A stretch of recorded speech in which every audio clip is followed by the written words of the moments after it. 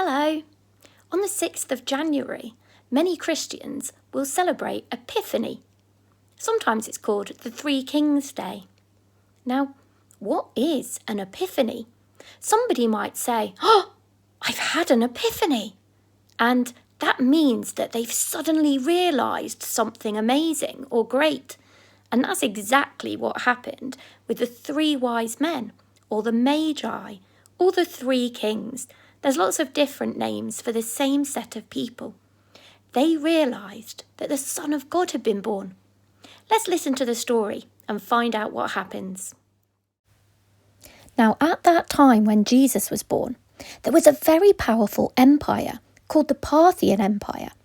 It was so big that it stretched from Persia all the way to the Indus River in the east. Now, in those days, the Romans and the Parthians did not like each other very much at all. They often sent their armies to fight each other. Now, in the Parthian Empire, the kings had special priests and nobles that they called Magi to help them make decisions. The Magi were so important that they even helped choose the kings of Parthia. They were also astronomers. Every night they watched the stars, waiting for a sign that the new king, the Messiah, had arrived. They knew that God had written his plan of salvation in the heavens. And then, one evening, there it was, a great sign that appeared in the sky. "It's finally arrived," cried one of the Magi. He pointed excitedly to the night sky above them. More and more Magi rushed over to the window and peered out into the darkness. Their hearts raced with excitement. "This star means that the Saviour of Israel is here," they said.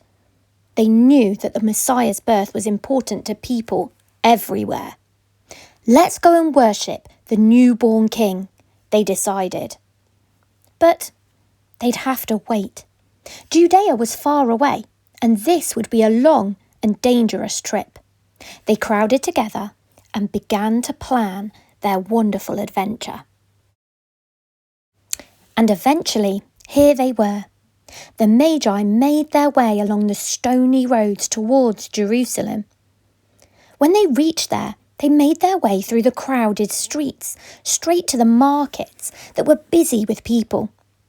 "Where's the newborn king of the Jews?" they asked. "We saw his star from the east. We've come to worship him." The crowds gathered in the alleyways and around the market stalls looked confused. "Who are these Parthians talking about?" they murmured to each other. "Why have they come to Jerusalem?" Now at this time, King Herod was the ruler of Judea, and he was absolutely furious to hear that the Magi were here to find a new king. But he was also nervous, because Parthia was an enemy empire, and the Magi were important people. He didn't want to start a war. So instead, he decided to call the chief priests and the Torah teachers to his palace and ask them if they knew where the Messiah was supposed to be born. They unrolled their Torah scrolls and showed him the scriptures. Here, the prophet Micah said a special king would be born in Bethlehem. It says, "But you, Bethlehem, though you be little among the thousands of Judah, for from you shall come forth a ruler of my people Israel." "Silence!" King Herod roared. He'd heard enough. "Go and fetch these Magi. Tell them to come and see me." When the Magi arrived, Herod asked them, "When did this sign appear?" But the Magi knew that King Herod was very cunning. They glanced at one another and they answered very carefully. King Herod drummed his fingers on his throne. "I think you should go and meet this newborn king," he said. "Let me know when you find him. I want to worship him too." But of course, Wicked King Herod didn't want to worship at all. He wanted to get rid of the new king. Herod believed he was the only king of the Jews. Once they'd left the palace, the Magi gazed up again at the starry night sky. The bright star that they had seen before was now twinkling over Bethlehem, showing them the way to go. "Let's keep following this great sign," they said.